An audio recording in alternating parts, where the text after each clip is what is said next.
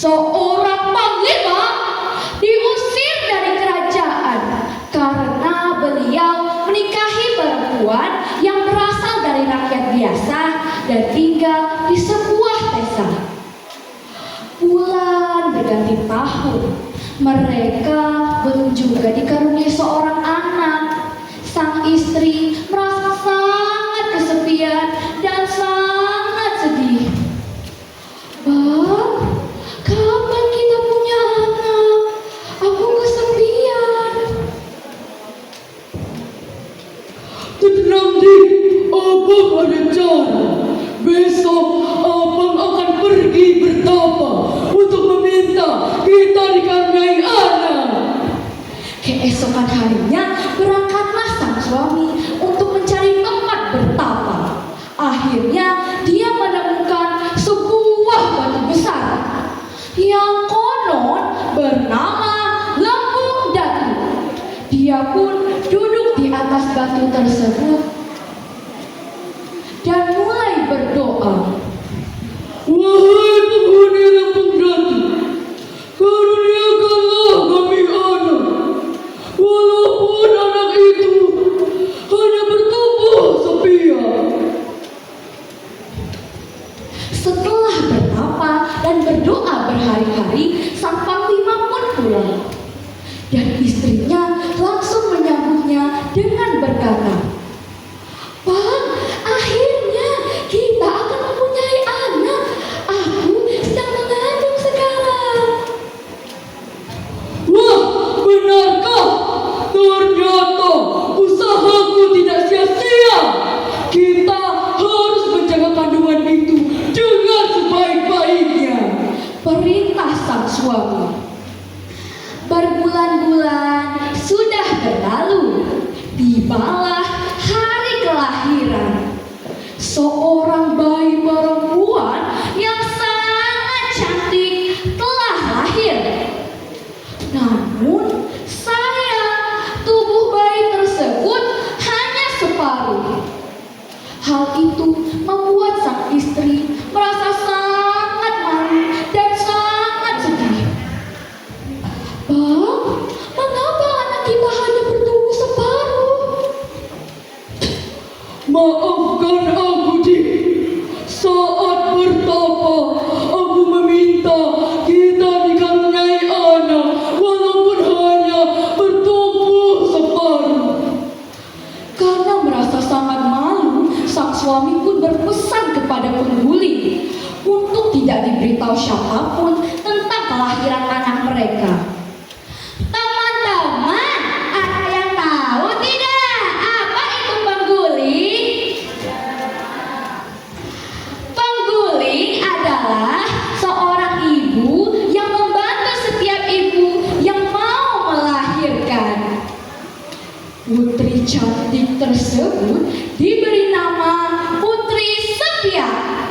Nah, teman-teman, ada yang tahu juga tidak apa itu sepia?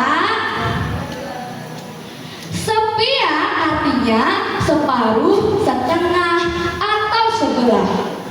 Dan keluarga itu pindah ke bagian bukit paling atas agar tidak ada yang bisa melihat anak mereka. Si Putri Sepia semakin besar, semakin cantik, dan mulai merasa heran. Sehingga dia pun bertanya kepada ibunya. Ibu, mengapa kita harus tinggal di sini, jauh dari desa?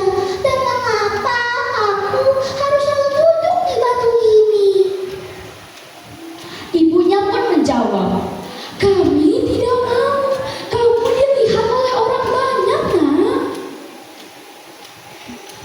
Tapi mengapa, Bu? Aku di sini kesepian, tidak mempunyai teman. Ayahnya yang baru datang dari mencari ubi dan kelelahan merasa kesal dan langsung menjawab, "Karena kami malas punya anak sepertimu, kamu hanya bertumbuh separuh." Mendengar hal itu, Putri Sepia pun menangis terseduh-seduh.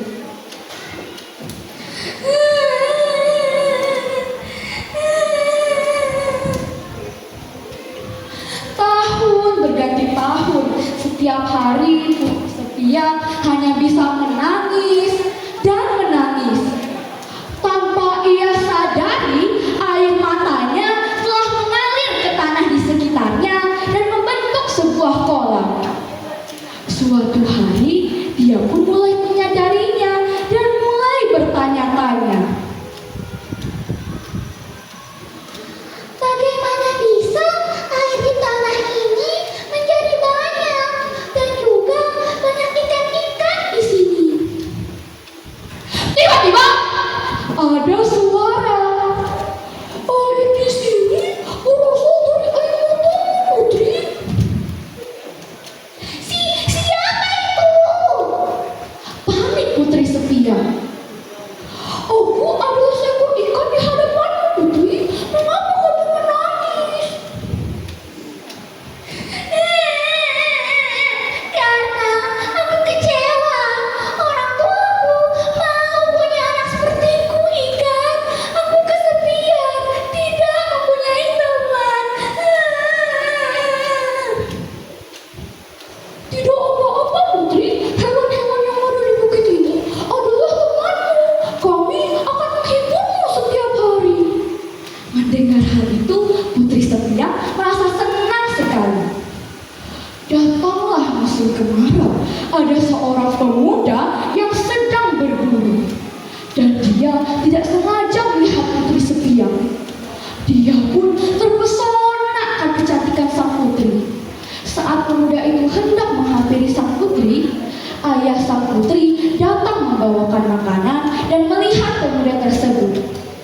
Akhirnya pemuda itu menceritakan kepada teman-temannya tentang sang putri. Cerita tentang sang putri tersebar luas sehingga terdengar ke telinga ayahnya. Dan akhirnya ayahnya mempunyai cara agar tidak ada orang yang bisa melihat anak mereka, yaitu dengan memanah setiap orang yang akan mendaki bukit itu. Orang-orang mulai banyak yang mendaki bukit. Melihat hal itu, sang ayah pun mulai memanah. Satu persatu orang pun berguguran. Kenapa ayah belum juga pulang ya? Burung pun menjawab, Cip, cip, ayahmu sibuk memanah setiap orang yang mendaki bukit ini agar tidak bisa melihatmu, Putri. Cip. mendengar hal itu, Putri Sepia pun marah sekali. Dia pun menangis terseduh-seduh, disertai dengan awan menggelap, petir menyambar, dar, dar, dan air sungai pun meluap. Ayah dan ibu sang putri mengajak sang putri untuk pulang, tetapi dia menolaknya. Tidak mau. Aku tidak mau tinggal dengan kalian. Kalian tidak bersyukur memiliki anak sepertiku. Jika aku tidak bisa hidup seperti manusia biasanya, maka manusia seperti kalian juga tidak pantas untuk hidup. Air sungai semakin meluap, menenggelamkan keluarga tersebut dan menghilang tak ditelan bumi. Semenjak kejadian itu, warga setempat menamai sungai itu dengan nama Air Sapia, yang artinya